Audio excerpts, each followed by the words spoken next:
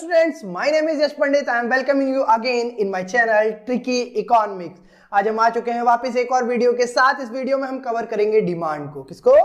Demand को। बेटा पिछली 4 वीडियोस में दो पार्ट में हम लोगों ने माइक्रो इकोनॉमिक्स क्लास 11 के 2 चैप्टर को कवर कर लिया है। बेटा माइक्रो इकोनॉमिक्स और भी जगह काफी यूजफुल है, जैसे सीपीटी में आप देख सकते हैं क्वेश्चंस आते हैं।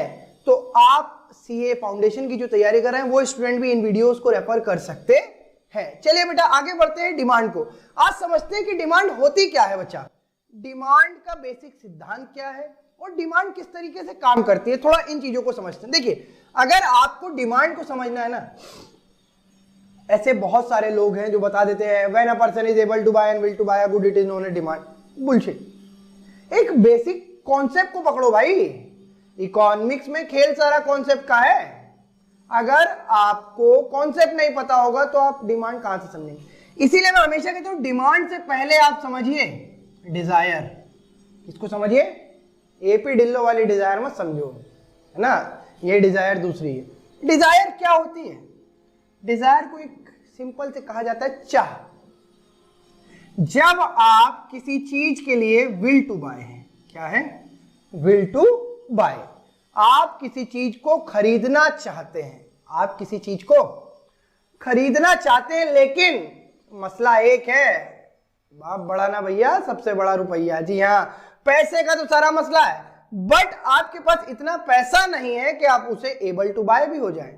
आप किसी चीज को विल टू बाय है, पर आप उसे विल टू बाय हैं लेकिन एबल टू बाय नहीं है।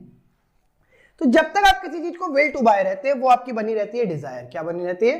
लेकिन जिस दिन आप अपने कठिन परिश्रम से उसे एबल टू बाय भी हो जाए, क्या आप किसी चीज को विल टू बाय थे, ओके, और फिर एबल टू बाय भी हो गए at given price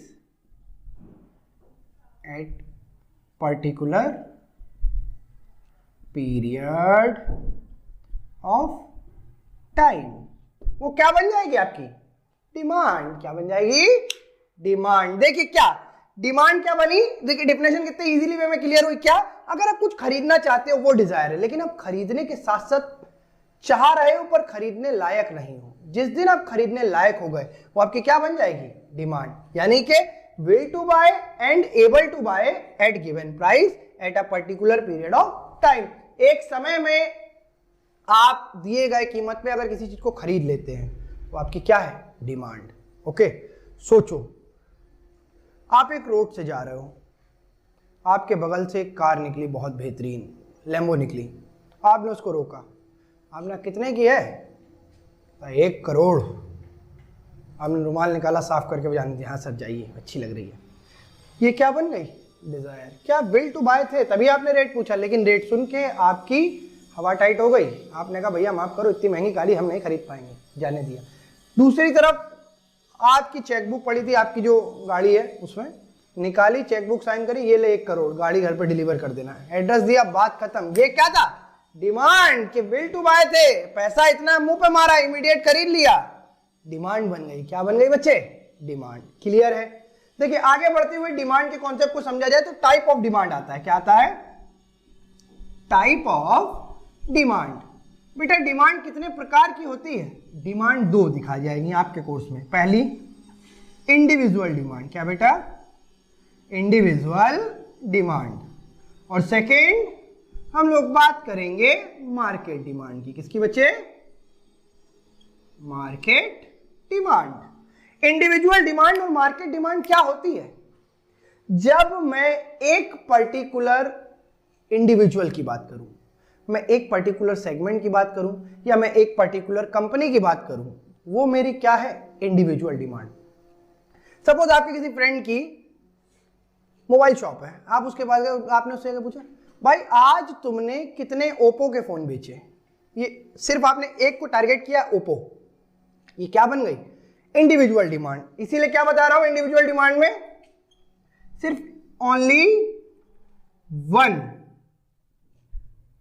item is considered. या आप सिर्फ एक फैक्टर की बात कर रहे हैं। लेकिन जब आप मार्केट डिमांड की बात करेंगे तो आप किसी एक को नहीं, आप सभी को टारगेट करेंगे। किसको बेटे? आप सभी को टारगेट करेंगे। जैसे मैंने यहां पर सिर्फ बात करी थी ओप्पो की, ठीक है, कि आपने ओप्पो के कितने फोन बेचे, उसने बताया कि भैया आज मैंने ओप्पो के 50 फोन बेचे हैं, ठीक है। अब हम लोग बात करते हैं मार्केट डिमांड। मार्केट डिमांड में क्या? एमआई, सैमसंग, ओप्पो, वीवो, है ना, एप्पल ले लो, एप्पल और एटसेट्रा, बहुत कंपनियां हैं जो आप फोन में ले सकते हैं, ब्लैकबेरी, लेमन, लेनोवो, है ना, भिन्न भिन्न प्रकार की। तो जब आप एक सेगमेंट की बात कर रहे हो तो वो आपकी इंडिविजुअल डिमांड है, लेकिन जब आप बहुत सारे सेगमेंट्स की बात कर रहे हैं तो वो आपकी मार्केट डिमांड है। तो चलिए बेटा आगे बढ़ते हैं और अब हम लोग समझते हैं लॉ ऑफ डिमांड। ये एक इंपॉर्टेंट पॉइंट है, छोटा सा ही है लेकिन इंपॉर्टेंट है। Law of demand, law of demand क्या कहता है बेटा? According to law of demand, demand is inversely proportionate to price. Demand price के इनवर्स चलेगी, मतलब समझ रहे हैं, इन दोनों के बीच में कभी भी समझौता नहीं होगा। एक ऊपर जाएगा तो दूसरा नीचे जाएगा, और एक नीचे जाएगा तो दूसरा ऊपर जाएगा। क्लियर है बच्चा? देखिएगा, जैसे मान लो किसी चीज का प्राइस बढ़ गया, है ना, आप चाय पीते थे, चाय 15 रुपए की एक कप मिलने लगी, तो आप क्या करोगे? चाय की डिमांड कम करोगे और आप कॉफी पीने लग जाओगे, है या नहीं? तो यही बताता है लॉ ऑफ डिमांड। क्या कहता है? अगर आ जाए आपका 2 नंबर में एक question, define law of demand, तो आप सिंपल सा लिख के आइए, according to law of demand, demand is inversely proportionate to price. Very good बच्चे। अब हम लोग इसके बाद आगे समझते हैं फैक्टर अफेक्टिंग डिमांड। क्या समझेंगे बच्चे? Factor affecting demand. ऐसे कौन से फैक्टर्स हैं जो डिमांड को इफेक्ट करते हैं? इफेक्ट करने का मतलब है इन्फ्लुएंस करते हैं, कि अगर उनमें कोई बदलाव आएगा, अगर उन फैक्टर्स में कोई भी बदलाव आ रहा है मेरे बच्चे, तो डिमांड पर डायरेक्ट इफेक्ट पड़ेगा। या तो डिमांड बढ़ जाएगी या डिमांड घट जाएगी। देखिएगा, पहला फैक्टर आता है प्राइस ऑफ गुड और कमोडिटी, ठीक है, प्राइस ऑफ कमोडिटी। कमोडिटी का खुद का प्राइस भी डिमांड को इफेक्ट करता है। क्लियर है? जैसे बेटा एक कमोडिटी का प्राइस अगर बढ़ जाएगा तो लोग उस कमोडिटी की डिमांड क्या करेंगे? कम कर देंगे, हाँ या ना? लेकिन एसेंशियल चीज़ों में ये अप्लाई नहीं होता। अब जैसे नमक है, नमक का प्राइस कितना बढ़े, आपके घर में अगर एक पैकेट नमक लगना है तो वो लगेगा। इस विषय में हम लोग इलास्टिसिटी ऑफ डिमांड, जो हमारा अगला टॉपिक होगा, उसमें चर्चा करेंगे। अभी यहाँ पर हम लोग क्या समझते हैं कि प्राइस ऑफ कमोडिटी कैसे डिपेंड कर रहा है, कि अगर प्राइस बढ़ा तो डिमांड घट जाएगी, और ऑन द अदर हैंड अगर प्राइस घटा तो बच्चे डिमांड बढ़ जाएगी। क्लियर है? इनवर्स रिलेशन रहेगा, ये इसके साथ है और ये इसके साथ है। कोई दिक्कत है बच्चा? बड़ी देखो आगे, सेकंड क्या है? Price of related goods. अच्छा, कुछ रिलेटेड गुड्स की बात आती है, बच्चे बहुत कंफ्यूज रहते हैं इसमें कि रिलेटेड गुड क्या। देखो बहुत सिंपल से तरीके से समझो, जब भी आप बात करो रिलेटेड गुड की तो आप इसको बाइफरकेट करो 2 चीजों में। कौन कौन सी? एक बात होगी सब्स्टिट्यूट, है ना, और दूसरी कॉम्प्लीमेंट्री। सब्स्टिट्यूट गुड क्या होते हैं मेरे बच्चा? जो गुड एक की जगह पर दूसरी कंज्यूमेबल रहे। मतलब एक, जैसे मान लो आपके स्कूल में एक मैथ वाले टीचर नहीं आए, तो इनका पीरियड कौन लेता है? गेम्स वाले सर ने ले लिया। या कभी कभी गेम्स का पीरियड भी, मैथ के टीचर का कोर्स बचा, आते गेम्स का पीरियड है, आप लोग खुश हो, तभी मैथ वाले सर है, सर क्या मैं आपका पीरियड ले लूँ? सब्स्टिट्यूट हो गया। क्या हो गया? कि एक की जगह पर दूसरा, जैसे कॉफी,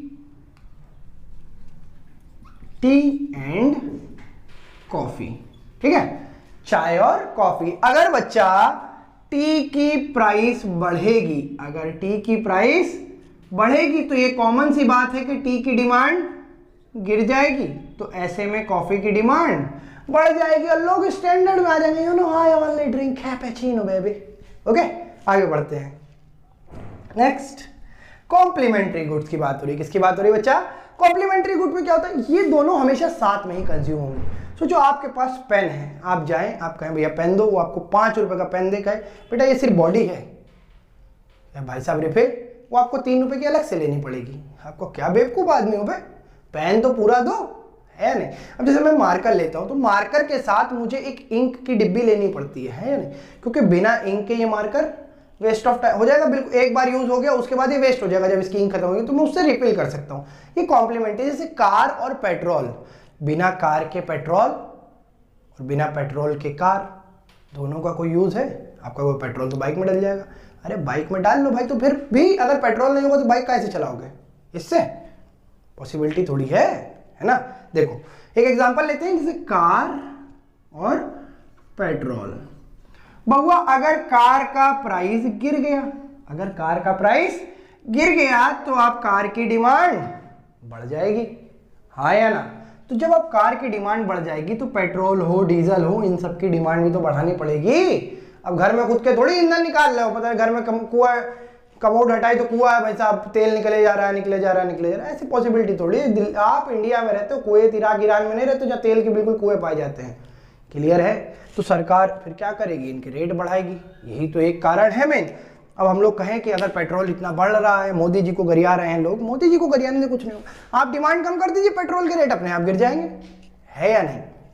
बेटा 24 मार्च 2020 में लॉकडाउन लगा, सब लोग प्रॉपरली घर में हो गए, है ना। रात में मोदी जी मित्रों आज रात से संपूर्ण लॉकडाउन लगने वाला है। आप सभी ने पूरे मतलब पूरे इंडिया ने, जब वर्ल्ड वाइड लॉकडाउन था तो हम लोग भी पूरे घर में कैद रहे।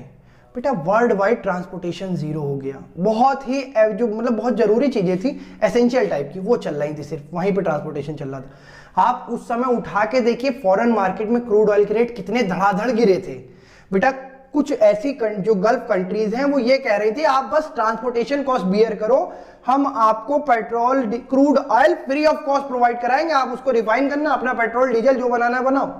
लेकिन डिमांड ही नहीं थी उस समय। देखो नेचर कितना अच्छा हो गया था, है या नहीं? अभी भी बेटा डिमांड हम लोगों ने बढ़ा रखी है यार। अब आप लोग देखो कहीं भी नवंबर दिसंबर के समय प्याज के रेट कितने हाई हो जाते हैं, लॉ ऑफ डिमांड काम कर रहा है। क्या होता है जब प्याज का सीजन है वो लोग प्याज आती है कोल्ड स्टोर में रख ली जाती है ना। ये एक हरामखोरी है लोगों की, कोल्ड स्टोर में प्याज को स्टोर करते जा रहे, मार्केट से प्याज धीरे धीरे कम होती जा रही है। और प्याज एक ऐसी चीज है आजकल हर घर में 99% घर ऐसे हैं जहां पर प्याज किसी ना किसी सब्जी किसी ना किसी रूप में यूज होती है। अगर 3 टाइम आपके घर में खाना बन रहा है तो मैं दावे से कह सकता हूँ 3 बार प्याज यूज हो रही है, तो यानी कि प्याज की डिमांड है। अब मार्केट से प्याज की सप्लाई फुलफिल हो नहीं पा रही और लोग डिमांड बढ़ाए जा रहे हैं। जब डिमांड बढ़ेगी तो वो लोग पहले 20 रुपए प्याज थी अब 40 रुपए में बेचेंगे, आप तब भी खरीद रहे हैं। वो उसे 60 करेंगे आप तब भी खरीद रहे हैं, वो उसे 80 करेंगे आप तब भी खरीद रहे हैं, वो उसे 100 करेंगे। लेकिन फिर लोगों ने प्याज कम कर दिया, सरकार आई, ये तो एसेंशियल है, इतना ज्यादा प्राइस कैसे बढ़ा दिया? सरकार ने इंटरवेन किया और प्राइस कम कर दिया। और फिर सरकार ने छापेमारी करी, जो कोल्ड स्टोर वगैरह में ब्लैक में प्याज जमा थी उसे मार्केट में लाया गया, एकदम से सप्लाई बढ़ी, मार्केट सप्लाई फुलफिल हो गई, डिमांड फुलफिल हो गई, तो प्राइस लेवल पे आ जाता है, नहीं आ जाता है। यही चीजें हैं। देखिए कार एंड पेट्रोल, जैसे कार का प्राइस कम हुआ तो कार की डिमांड बढ़ी, तो ऐसे में पेट्रोल की डिमांड ऑटोमेटिकली बढ़ जाएगी। बेटा एक चीज याद रखना, कार से पेट्रोल का रिलेशन दिखाएंगे, पेट्रोल से कार का रिलेशन नहीं। सोचो, इमेजिन करो, आप कहे पापा पेट्रोल 5 रुपए सस्ता हो गया, चलो कार खरीद ले, लिख के ले लो, बीच के बाल गंजे होने वाले हैं आपके। पिताजी वही चप्पल निकाल के मारनी शुरू कर दे, चले तेरे 5 रुपए के चक्कर में मैं 1.5-2 लाख रुपए एक्स्ट्रा फंसा हूं कार खरीदने में। अजीब मूर्ख आदमी हो, यही पढ़ रहा हो क्या तुम इकोनॉमिक्स में? नहीं ना। इसीलिए कार में जो गिरावट आएगी वो लाख, 1.5 लाख, 2 लाख, 50,000 से ऊपर की होगी, है ना। लेकिन पेट्रोल में जो गिरावट आएगी वो रुपए में होगी बेटा, उससे कार नहीं, हम अपने कार के डिसीजन को इन्फ्लुएंस नहीं कर सकते। लेकिन हाँ, कार के प्राइस से हमारे पेट्रोल का डिसीजन जरूर इन्फ्लुएंस होगा। आगे बढ़ा जाए बेटा, तीसरा पॉइंट हमारे पास है taste and preferences of customer. Customer का टेस्ट एंड प्रेफरेंस क्या है बेटा? एक समय था जब लोग ऐसे बेल बॉटम पैंटे देखते हो, कभी कभी पापा लोग भी अपनी पुरानी पैंटे निकालते तो ये इतने बड़े बड़े नीचे से होती है, आपका दोनों पैर उनके एक पांचे में आ जाएगा। उस समय वहां के लोगों के टेस्ट एंड प्रेफरेंस ये थे कि वो लोग लूज ढीली ढाली पैंटें पहनते थे। पहले के लोग यहां से पैंट पहनते थे, लो वेस्ट नहीं, लो चेस्ट। अब क्या है अब ये सीन आ गया है कि लड़के एकदम चिपकी चिपकी, जो लड़कियां पहले पजामी पहनती थी, लड़के अब वैसे जीन्स पहनने लगे। बिल्कुल नैरो दिखाओ भैया, जीरो मोरी की नैरो पैंट चाहिए एकदम, है या नहीं? तो टेस्ट एंड प्रेफरेंस में अब क्या हुआ, जो बेल बॉटम बना रहे थे उनकी डिमांड खत्म हो गई और नैरो की डिमांड आ गई, जो नए ट्रेंड को फॉलो कर रहा है। बेटा आजकल की मार्केट ही ये है कि वो आपको ट्रेंड फॉलो करने पर मजबूर कर देगी, है या नहीं? ये ट्रेंड की ही तो देन है। अब आप लोग इंस्टाग्राम यूज कर रहे हैं, इंस्टाग्राम पे एक समय पहले आप लोग जब भी यूज करो, अगर आपको 3-4 साल हो गए, आपने एक चीज नोटिस करी होगी, सन 2016-17 में इतने इन्फ्लुएंसर नहीं आते थे, क्रिप्टो ले लो, क्रिप्टो बेच रहे हैं। लेकिन अब देखो हर दूसरा आदमी क्रिप्टो बेच रहा है। ज्ञान पहले पढ़ा है, क्रिप्टो लीजिए, क्रिप्टो में इन्वेस्ट कीजिए, ये है वो है। ये सब क्या है? ये मार्केट डिमांड ट्रेंड को लेके तो चल रहा है। ये टेस्ट एंड प्रेफरेंस तो है, लोगों ने देखा भाई क्रिप्टो में लोग ज्यादा इन्वेस्ट कर रहे हैं, लोगों के टेस्ट एंड प्रेफरेंस अब इक्विटी और शेयर से कम होकर क्रिप्टो की तरफ ज्यादा रुझान बढ़ रहा है, तो वो लोग क्रिप्टो पे स्विच होगा, उसको प्रमोशन करने लगे। अब देखिए कितनी ऐप आ गई, Kuber with coin with Kuber, और तुम्हारा वजीर एक्स, फलाना ढिमकाना, इतनी ऐप्स आ गई। ये सब क्या है? ये बेटा टेस्ट एंड प्रेफरेंस का ही एक कारण है कि पहले के लोगों के टेस्ट एंड प्रेफरेंस अलग होते थे, आज के लोगों के टेस्ट एंड प्रेफरेंस अलग है। तो अगर आप उस टेस्ट एंड प्रेफरेंस को अपने साथ लेके चलेंगे, अगर टेस्ट एंड प्रेफरेंस का जो चेंज है वो आपके फेवर में है, तो आपकी डिमांड बढ़ेगी, और अगर चेंज अनफेवर है तो आपकी डिमांड घटेगी। एक एग्जांपल लेना चाहोगे? बेटा देखो, जब नैरो पैंटें आई तो ये जो बड़े बड़े ब्रांड थे ना जींसों में, लिवाइस, ली कूपर, इन्होंने कहा कि हमारा कपड़ा बिकता है, हमारा ब्रांड नाम बिकता है। इन लोगों ने नैरो की तरफ स्विच नहीं किया। ये फैक्ट बता रहा हूं आपको, ये लोग नैरो पे नहीं गए थे इनिशियली। फिर क्या हुआ बेटा, लेकिन आज का यूथ तो नैरो पैंटे चाहिए, तो वो दूसरे ब्रांड पे जाने लगा, जैसे स्पाइकर और पेपे जीन्स, हाईलैंडर। इन सब की जीन्सें कैसी आ रही हैं? नैरो आ रही है, जो आज के यूथ की फिटिंग में है नहीं? तो ये टेस्ट एंड प्रेफरेंस को समझे। अब यूथ इन पे जाने लगा, तो लिवाइस ने देखा, अरे यार हमारी तो सेल गिरती जा रही है, हम क्या करें? उन्होंने एनालाइज किया, उन्होंने कहा हम टेस्ट एंड प्रेफरेंस कोई नहीं पकड़ के चल रहे भाई। मार्केट में यूथ मांग रहा है narrow fitted slim fit jeans मांग रहा है, और हम उसको बेल बॉटम दे रहे हैं, पापा के साइज की जीन्स दे रहे हैं उसके कमर में, है नहीं? पहनना तो वैसे बिल्कुल क्या कहते हैं उसको, बैगी जीन्स ऐसे ही दे रहे हैं। अभी बैगी का भी फैशन फिर से आ रहा है धीरे धीरे, टेस्ट एंड प्रेफरेंस में बदलाव है नहीं, लेकिन बीच में भी नैरो बहुत चलने लगा। क्लियर है बात? फोर्थ पॉइंट पे अगर हम बात करते हैं, इनकम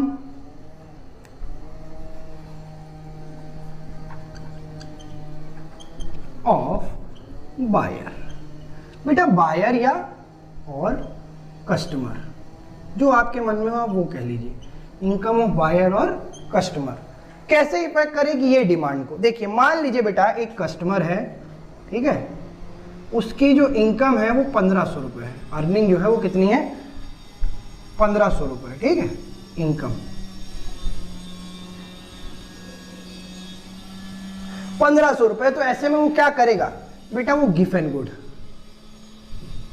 ठीक है ना, गिफ्ट एंड गुड की डिमांड हाई रखेगा, गिफ्ट एंड गुड की डिमांड हाई रखेगा, और on the other hand normal good की डिमांड लो रहेगी, क्योंकि उसके बाद 1500 रुपये वो घटिया से घटिया कोई, जैसे वो कहते ना घटिया क्या मतलब, जो बजट में, जैसे दुकानों से, नॉर्मल दुकानों से भी वो कपड़े नहीं खरीद सकता बेचारा। तो आपने देखा वो जो पेडलर्स होते हैं, जो हॉकर होते हैं, ठेले वगैरह पे कपड़े बेच रहे हैं, साइकिलों पे लगाते हैं ना, उनसे कपड़े प्रेफर करेगा, क्योंकि बजट उसका ही नहीं है भाई, उसकी इनकम ही नहीं। पर अगर मान लो उसकी इनकम में 1 जीरो बढ़ा, उसकी इनकम में 1 जीरो, तो ऐसे में गिफ्ट एंड गुड की डिमांड कम हो जाएगी और नॉर्मल गुड की डिमांड बढ़ जाएगी। अब वो नॉर्मल शॉप से कपड़ा खरीद सकता है ना, अपने खाने पीने का थोड़ा सा स्टैंडर्ड ऑफ लाइफ को डेवलप कर सकता है। और मान लीजिए गलती से उसकी इनकम में 1 जीरो और बढ़ा, अब लल्ला इनकम हो गई 1.5 लाख। समझिए, पहले 1500 थी और अब इनकम हो गई 1.5 लाख। अब वो क्या करेगा? अब वो बेटा नॉर्मल गुड की डिमांड को गिरा देगा और वो पहुंच जाएगा किस पे? लग्जरी पे।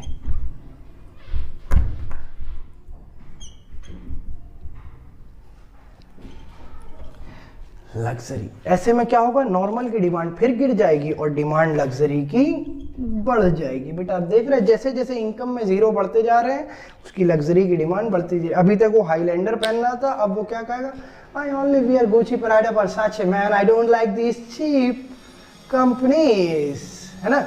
आप उसे को भाई कॉफी पियोगे, ये भाई पानी पियोगे, no I only drink mineral water.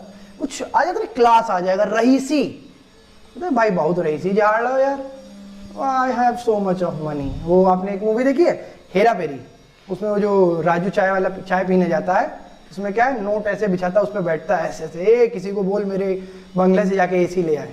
वो क्या है, वो लग्जरी पे आ गया है। किस पे आ गया है, लग्जरी पे। बेटा इसके बाद हमारा पांचवा और आखिरी पॉइंट जो हम लेके चलते हैं, लॉ फैक्टर अफेक्टिंग डिमांड और इंडिविजुअल। ये याद रखना, ये इंडिविजुअल की बात हो रही है, अभी मार्केट डिमांड को मैं डिस्कस नहीं कर रहा हूं बच्चे, ठीक है। अगला क्या आएगा इसमें, फ्यूचर एक्सपेक्ट,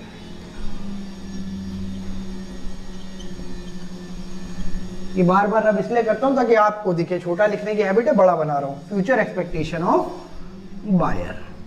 बेटा बायर की फ्यूचर एक्सपेक्टेशंस भी डिमांड को इफेक्ट करती हैं। कैसे, जब आपने देखा एक समय था जब मोबाइल नए नए आए थे इंडिया में, जब मोबाइल हम सभी ने एक बेसिक बात मान के चले तो नोकिया का पहला सेट रहा होगा जिन्होंने चलाया है ज्यादातर, मोस्ट प्रोबेबली केस में, हर किसी को नहीं कह रहा। और आप लोगों की जनरेशन में जिससे मान लीजिए जो अभी 18-19 साल के हैं, इन लोगों ने अपना पहला फोन जो है ओप्पो, वीवो या एमआई में से किसी का चलाया होगा, है ना, बात सही है। बेटा जब पहली बार फोन आए थे तो फोन इतने बड़े बड़े और भारी भारी होते थे, नोकिया के गले, लोग ऐसे पट्टा डाल के उसको गले में डाल के चलते थे, और ये लंबा फोन होता था, फेंक के मार दो फोन को कुछ नहीं, आदमी का सिर फट जाए, ऐसे फोन आते थे। फिर फ्यूचर एक्सपेक्टेशन में चेंज आया, कस्टमर ने कहा कि जो इतनी सी नीले हरे रंग की डिस्प्ले है ये नहीं चाहिए, अब हमें थोड़ा सा डिस्प्ले में मजा चाहिए, गाने चाहिए, वो चीजें आने लगी। फिर कैमरा आया, नोकिया, मुझे याद है नोकिया एन सीरीज जब आई थी उसमें पहली बार फ्रंट और बैक दोनों कैमरे थे। फ्रंट कैमरा तो भाई साहब ऐसा था, उससे पता चल जाता था, हाँ सही बता रहा हूं, उससे पता चल जाता था हमारे पूर्वज सही में बंदर थे। आदमी अपनी ओ भैंस की आंख, ये क्या देख लिया, अपनी शकल देख के आदमी डर जाए, है ना। फिर धीरे धीरे कैमरे इवॉल्व हुई। सन 2016-17 में, ये शायद इससे पहले, इसके बाद ही की बात है, 17 के बाद की बात है, एमआई फोन लेके आई, एमआई A1, उसमें आया बोर के इफेक्ट, गरीबों का DSLR, है ना भाई, बैकग्राउंड ब्लर मान नाजिम, देखते ना राउंड, ये सब चीजें कैसे आई, ये फ्यूचर एक्सपेक्टेशन से ही तो आई बेटा। और हमारी एक्सपेक्टेशन क्या है, फोन पतले हो जाए, लाइट वेट हो जाए। अभी देखो एक्सपेक्टेशन फोन मुड़ जाया करे, तो आजकल लोग फोल्डेबल फोन लेके आए, सैमसंग या नहीं लेके आए, ये सब क्यों ऐसे नए नए पेटेंट आ रहे हैं, नए नए डिजाइन आ रहे हैं, ये इसीलिए आ रहे हैं बेटा, ये फ्यूचर एक्सपेक्टेशन। अब देखो जैसे फोन के साथ पहले तो लीड चलती थी, ऐसे गले में आला लगा के घूमो, अब क्या है, लोग ईयर डॉट या ईयरपॉड यूज करने लगे हैं। एमआई ने कुछ समय पहले 2021 में एक पेटेंट फाइल कराया कि उसका जैसे ये फोन है, फोन के पीछे ही ईयरबड भी लगे होंगे, अभी पेटेंट फाइल हुआ है, फोन कब आएगा इसका कुछ नहीं, लेकिन ऐसा पेटेंट एमआई ने फाइल कर दिया है। मतलब क्या, फोन में ईयरबड वो इनबिल्ट देने वाला है। ये क्या फ्यूचर एक्सपेक्टेशन है या नहीं। आपने एक गाना सुना होगा, पंजाबी गाना, मेरी मम्मी को पसंद नहीं तू तेरा चिट्टा मुंह, उसमें जब लड़की सो के उठती है तो आप देखो टेबल पे एक फोन रखा है, भाई सब ट्रांसपेरेंट है। ये फ्यूचर एक्सपेक्टेशन बता रहा है कि आने वाले भविष्य में ऐसे फोन्स आने वाले हैं कि उनमें सिर्फ एक पतली सी प्लास्टिक की या कांच की बॉडी समझिए, और उसमें सब इनबिल्ट नेचुरल तरीके से होगा, ट्रांसपेरेंट होगा, आपको दिख जाएगा, है ना। ये छोटी से सेंसर्स लगे होंगे, चिप लगी हुई, ये क्या है, फ्यूचर एक्सपेक्टेशंस। जो कंपनी फ्यूचर एक्सपेक्टेशन को फॉलो करेगी उसकी डिमांड बढ़ेगी, और जो नहीं करेगी उसकी डिमांड घटेगी। बेटा नोट करिए, आगे बढ़ते हैं। देखो बेटा, अब हम लोग बात करते हैं फैक्टर अफेक्टिंग मार्केट डिमांड की। मार्केट डिमांड में भी आपके ये जो 5 फैक्टर्स हैं, ये पांचों के पांचों कॉमन रहेंगे, ऑल 5 रिमेन सेम, ठीक है। तो बेटा जो कुछ जुड़ेंगे वो क्या है, नंबर 6 सॉरी, नंबर 6 पर जो पॉइंट हमारा जुड़ेगा वो कहलाता है income distribution, distribution of income. बेटा देखो, इनकम का डिस्ट्रीब्यूशन हमारी इकोनॉमी में बहुत अनइवन है।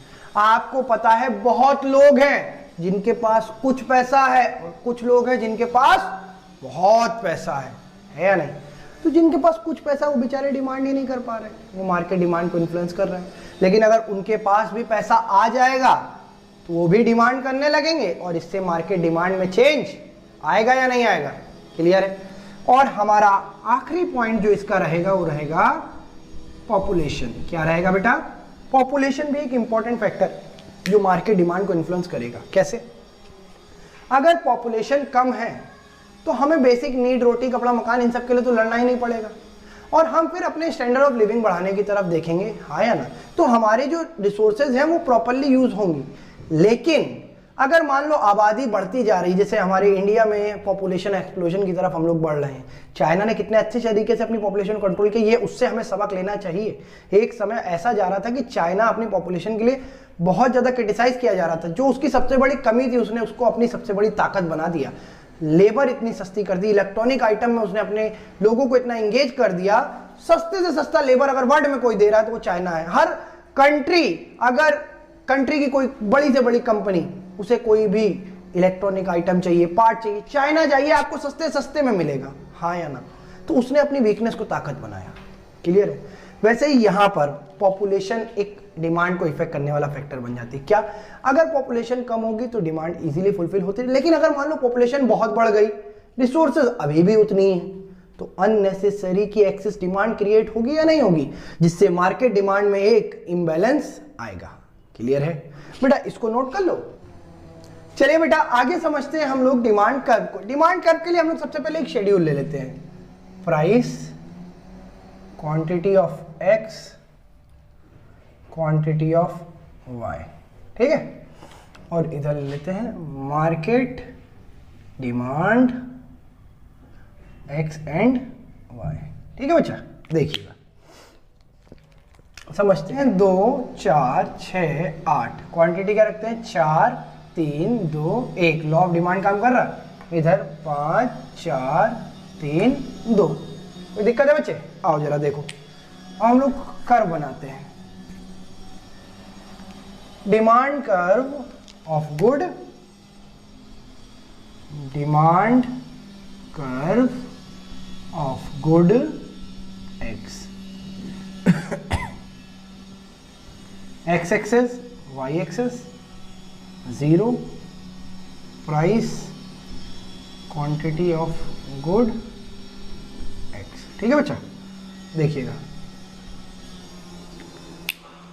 जरा नंबर लेते हैं। प्राइस कितना है हमारा? 2 के गैप पे ले लो, 2 4 6 8 10, थोड़ा एक्स्ट्रा ले लेते हैं।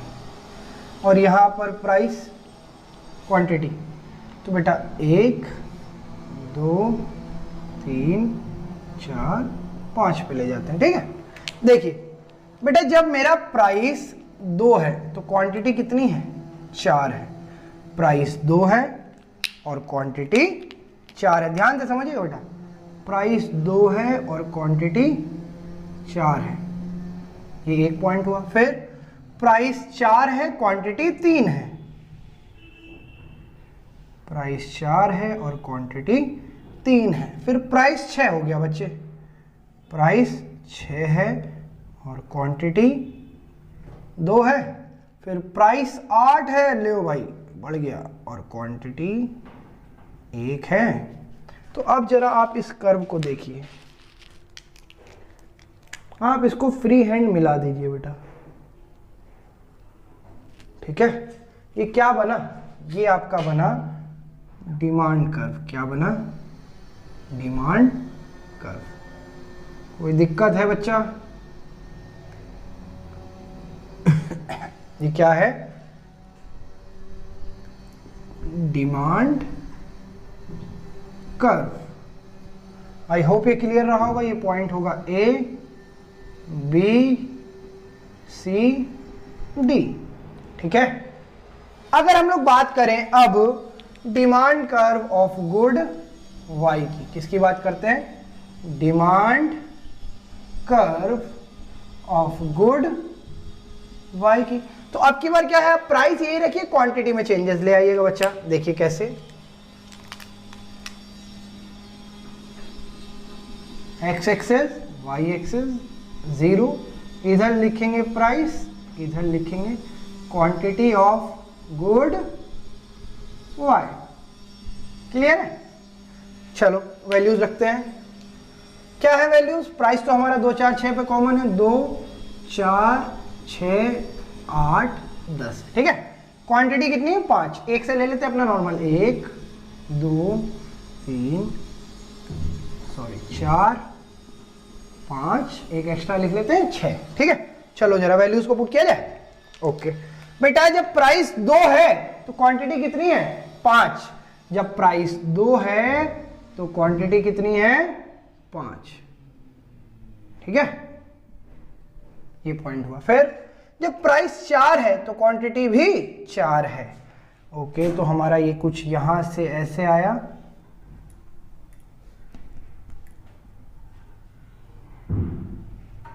ठीक है। फिर क्वांटिटी 6 है, सॉरी प्राइस 6 है और क्वांटिटी 3 है।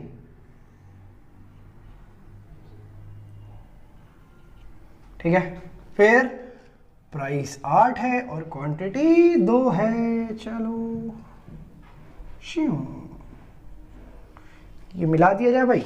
आओ देखो,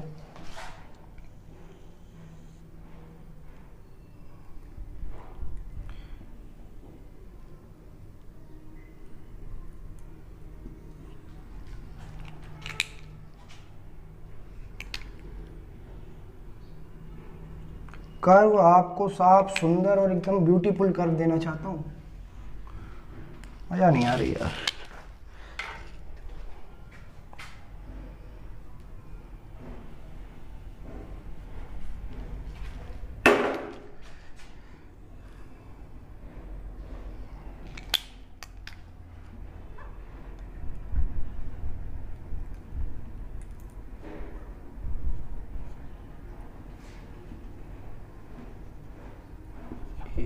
बी सी डी, ये हो गया बेटा डिमांड कर्व ऑफ गुड। क्या है? Demand curve of good Y. ठीक है। अब अगर मैं आपसे बात करूं कि आप निकाल के दिखाओ demand curve of good market demand, sorry क्या निकाल के दिखाओ? Market demand curve. तो आप पहले तो क्या करो, इन दोनों को प्लस कर दो। इन दोनों को क्या करो भैया? प्लस कर लीजिए। कैसे? देखिए मार्केट डिमांड में हम सभी सेगमेंट को लेते हैं, एक्स और वाई दोनों को ही ले रहे हैं। तो प्राइस है 2 और ये कितना हो गया? 9। 4 और 3 7, 3 और 2 5, 1 और 2 3। कोई दिक्कत है लाल? देखिए अब की बार हम मार्केट डिमांड कर्व भी बना लेते हैं। ये है वाई और ये क्या बना रहे हैं हम लोग? Market demand curve. ओके, देखिएगा इधर बना रहा हूं मैं बेटा। वैल्यूज पुट करते हैं जल्दी से। यहां पर आएगा प्राइस और यहां आएगा market demand of X and Y, quantity. ठीक है, quantity of X and Y combine. आपको एक लाइन मार के सेपरेट कर देता हूं मैं, समझना आसान हो जाएगा। देखो वैल्यू रखो फटाक से, 2 4 6 8 10। क्वांटिटी कितनी हो रही है? 3 से जा रही है, 3 के गैप पे ले लेते। 3 6 2 के गैप पे ले लो यार, थोड़ा जल्दी कवर हो जाएगा नहीं तो। 2 4 6 8 और 10। ठीक है, देखो वैल्यू बनाओ, क्यूटी लिखी है। ठीक है, क्वांटिटी मिलाओ बेटा। 2 पे 9 है, 2 पे कितना है? इन दोनों के बीच में कहीं आया होगा। 4 पे 7 है बेटा, यानी कि 6 और 8 के बीच का पॉइंट होगा। 6 पे 5 है बच्चे, यानी कि 6 और 4 और 6 के बीच में रहा होगा। फिर 8 पे 3 है, ये पॉइंट आया होगा बेटा। और जब आप इसको एक स्ट्रेट लाइन में मिलाएंगे तो ये निकल के आएगा आपका, पॉइंट लिख दो, ए बी सी डी, और ये कहलाएगा market demand curve of good X and Y. तो बेटा आज की क्लास में हम लोगों ने डिमांड कर्व कंप्लीट कर लिया, फैक्टर अफेक्टिंग डिमांड कंप्लीट कर लिया। आई होप, मैं समझ रहा हूं कि आप लोग थक चुके होंगे।